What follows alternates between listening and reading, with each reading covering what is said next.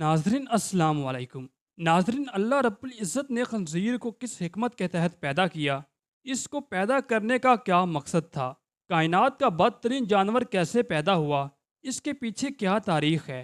मुसलमान होने के नाते हमारा ये ईमान है कि अल्लाह रब्बुल इज़्ज़त ने हमें इसका गोश्त खाने से मना फरमाया है, और अब तो साइंसी तहकीक ने भी ये साबित कर दिया है कि इसके गोश्त में ऐसे जरासीम पाए जाते हैं जो इंसान को बहुत नुकसान पहुंचा सकते हैं।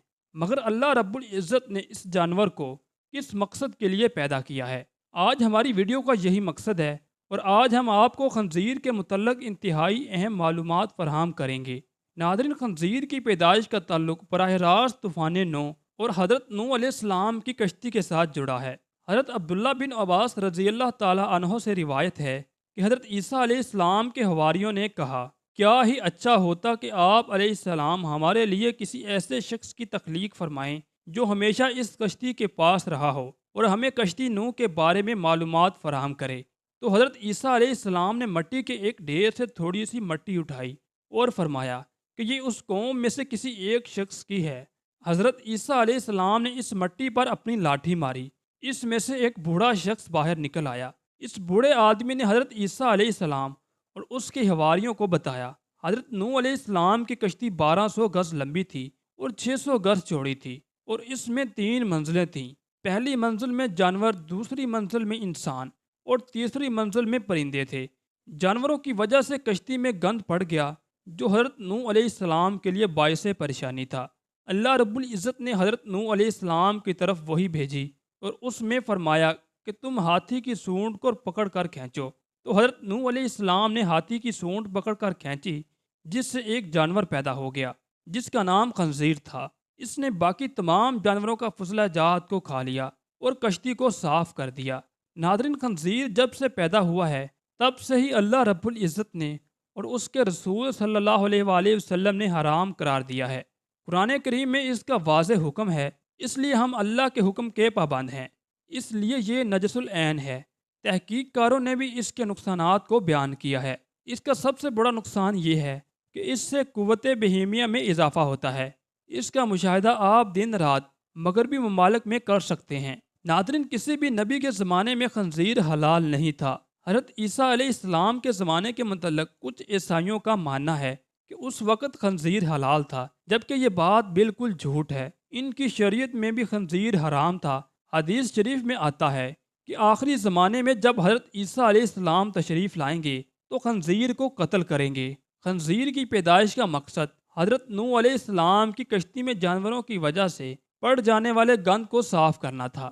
अल्लाह रब्बुल इज़्ज़त जो इसका मालिक है वही इसको हराम करार दे रहा है, मज़ीद तहकीक की ज़रूरत नहीं। खंजीर नजसुल ऐन है।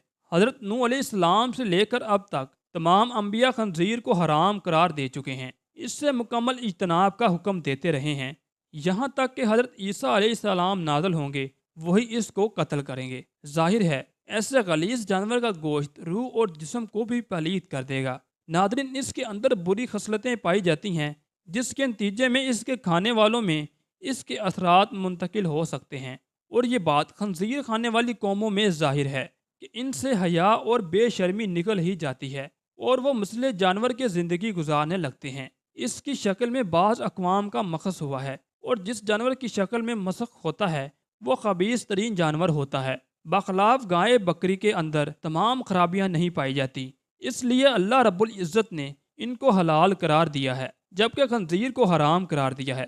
कुरान करीम की सूरत अल इनाम की आयत नंबर 145 में अल्लाह रब्बुल इज़्ज़त ने खंजीर के हराम होने का वाज़ह इरशाद फरमाया है। नाज़रीन, हज़रत जाबर रज़ी अल्लाह ताला अन्हा फ़तह मक्का के साथ रसूल अल्लाह सल्लल्लाहु अलैहि वसल्लम को फरमाते हुए सुना, जबकि आप मक्का मुकरमा में थे। रसूल अल्लाह सल्लल्लाहु अलैहि वसल्लम ने खंजीर को हराम करार दिया है। अर्ज़ की गई, या रसूल अल्लाह, मर्दार चर्बियों को कश्तियों में मलते हैं, खालों पर लगाते हैं और लोग इससे चिराग रोशन करते हैं। आप सल्लल्लाहु अलैहि वसल्लम ने इरशाद फरमाया, नहीं, वो हराम है। फिर इसके साथ ही रसूल अल्लाह सल्लल्लाहु अलैहि वसल्लम ने फरमाया, अल्लाह ताला यहूद तो गारत करे, जब अल्लाह ने इन पर चर्बी को हराम किया तो वो चर्बी को भी पिघला कर फरोख्त कर देते हैं और उसका माल खा जाते हैं। नाज़रीन, खंजीर के हवाले से एक सवाल ये पैदा होता है, खंजीर का गोश्त खाना شروع ہی سے حرام ہے؟ کیا مسلمان خنزیر کو پکڑ کر غیر مسلموں کو فروخت کر سکتے ہیں؟ یعنی کیا مسلمان کے لیے خنزیر کی خرید و فروخت جائز ہے؟ اس حوالے سے بھی اسلام نے حکم دیا ہے کہ مسلمانوں کے لیے خنزیر کی خرید و فروخت بھی جائز نہیں ہے۔ ناظرین، اسی امید کے ساتھ ہمیں اجازت دیجیے کہ آپ کو ہماری ویڈیو پسند آئی ہوگی، اور اپنی رائے کا اظہار کمنٹ کر کے ضرور کریے گا۔ اللہ حافظ۔